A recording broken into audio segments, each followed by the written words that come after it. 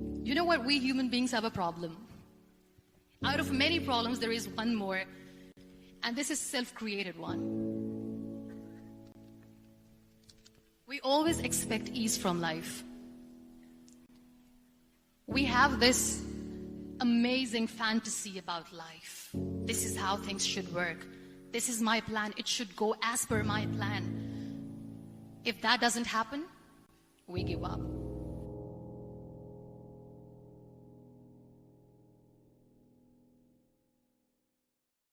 There are some incidents that happen in your life, and those incidents are so strong that they change your DNA. Those incidents or accidents are so strong that they break you physically. They deform your body, but they transform your soul. Those incidents break you, deform you, but they mold you into the best version of you. Just about after 2 years of getting married, about 9 years ago, I met a car accident. Somehow my husband fell asleep and the car fell in the ditch. He managed to jump out, saved himself, but I stayed inside the car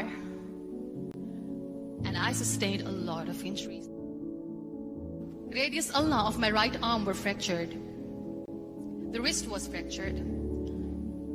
Shoulder bone and collarbone were fractured. My whole rib cage got fractured. And because of the rib cage injury, lungs and liver were badly injured. Those 2.5 months in the hospital were dreadful. I will not make up stories just to inspire you. I was at the verge of despair. One day, doctor came to me and he said, "Well, I heard that you wanted to be an artist, but you ended up being a housewife. I have a bad news for you. You won't be able to paint again because your wrist and your arm are so deformed, you won't be able to hold a pen again." Next day, doctor came to me and said, "Your spine injury is so bad, you won't be able to walk again." The next day, doctor came to me and said, "Because of your spine injury and the fixation that you have in your back, you won't be able to give birth to a child again." That day, I was devastated. I still remember, I asked my mother, "Why me?" And that is where I started to question my existence. Why am I even alive? What's the point of living? I cannot walk, I cannot paint, fine, I cannot be a mother. Why me? Why am I alive? I believe in the power of words. The words can make you, break you, they can heal your soul, they can damage you forever. That if you think that your life is hard and you're giving up on that because you think your life is unfair, think again. Because when you think that way, you are being unfair to your own self. And that is where I realized that the words have the power to heal the soul. My mother said to me, "This too shall pass. God has a greater plan for you. I don't know what it is, but He surely has." There was a rebirth day that I celebrated. After 2 years and 2.5 months, when I was able to sit on a wheelchair, that was the day when I had the rebirth. I was a completely different person. I still remember the day I sat on the wheelchair for the first time, knowing that I'm never going to leave this, knowing that I won't be able to walk for the rest of my life. I saw myself in the mirror and I talked to myself. And I still remember what I said.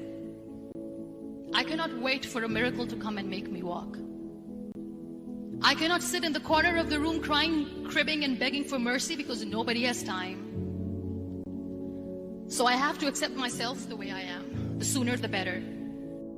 That was the time where I realized how lucky people are, but they don't realize. I always say that people are so lucky they don't even realize. You must be thinking, Okay, you were lucky in what sense? Well, the breath that you just took was a blessing. Embrace it.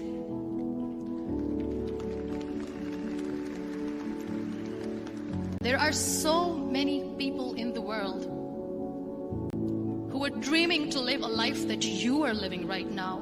You have no idea. Embrace each and every breath that you are taking. Celebrate your life. Live it. Be grateful for what you have. And you will always, always end up having more. But if you'll cry and if you'll crib for the little things that you don't have or the things that you've lost, you will never ever have enough. Sometimes we are too busy thinking about the things that we don't have that we forget to cherish the blessings that we have. So my dear friends, let me tell you one thing. I never wanted to be on the wheelchair. Never thought of being on the wheelchair. I was always aspiring to do bigger things, but had no idea that for that I have to pay the price to be where I am today. It's a very heavy price. This life is a test and a trial, and tests are trials are never supposed to be easy. So when you are expecting ease from life, and life gives you lemons, then you make the lemonade, and then do not blame life for that, because you were expecting ease from a trial. Trials make you a stronger, better person. Life is a trial, and with time you realize that. But yes, it is hard. It is hard when I say that I cannot walk. It is hard to say when I wear this bag. It hurts. But I have to keep going. Because never giving up is the way to live. It is okay to be scared. It is okay to cry. Everything is okay, but giving up should not be an option. They always say that failure is not an option. Failure should be an option, because when you fail, you get up, and then you fail, and then you get up, and that keeps you going. That's how humans are strong. That I'm going to fight my fears. We all have fears. Fear of unknown, fear of known, fear of losing people, fear of losing health, money. We want to excel in career, we want to become famous, we want to get money. We are scared all the time. We think too much about what people say. We listen to ourselves too little. We have this thing in minds. We call it perfection. We want everything perfect. We want ourselves to be perfect. There is this image in our head about everything. Perfect life, perfect relationships, perfect career, perfect amount of money that we need to earn no matter what. Nothing is perfect in this world. We all are perfectly imperfect, and that is perfectly all right. That's all right. You don't have to look good for people.